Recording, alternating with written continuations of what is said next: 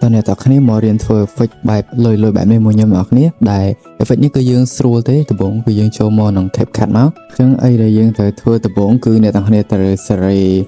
clip របស់យើងឲ្យស្មើសិនហើយតមកយើង add អក្សរ text កន្លែងនេះមកហើយ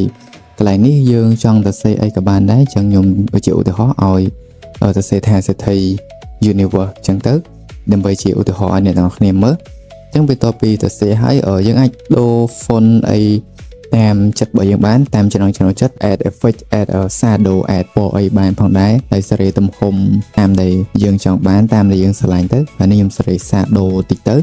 ហើយបន្ទាប់មកយើងអូពណ៌អក្សរហ្នឹងហើយស្មើជាមួយនឹង clip របស់យើងមកអ្នកទាំងគ្នាបន្ទាប់មកទៀតអីដែលយើងត្រូវធ្វើហ្នឹងគឺយើងត្រូវដាក់ key frame អញ្ចឹងយើងចុចទៅកន្លែង key frame ខាងលើនេះមួយមកហើយអ្នកទាំងគ្នាអូមកខាងក្រោយនេះមកហើយយើងទាញទៅលើកន្លែងដែលដៃយើងដាក់ទៅមួយទៀតគឺយើងdouble clip របស់យើងមួយទៀតនឹងមកហើយយើងចុច overlay ហើយយើងទាញវាមកក្រៅមកហើយនៅនេះចុចកន្លែង layer ដាក់វាលើអក្សរសិនហើយយើងត្រូវធ្វើគឺយើង remove background ដែលយើងខ្ញុំយក custom remove ហើយអ្នកបញ្ជាក់ម្ដងទៀតគឺអ្នកគ្នា remove លើវីដេអូដែលយើង copy មកហ្នឹងហើយយើង click យកមនុស្សហើយនឹង subject ដែលយើងចង់ឲ្យវាបាំងអក្សរមកទៀតអ្នកគ្នាចុច OK មកវានឹងបានវីដេអូដូចដែលអ្នកគ្នាឃើញនេះហើយ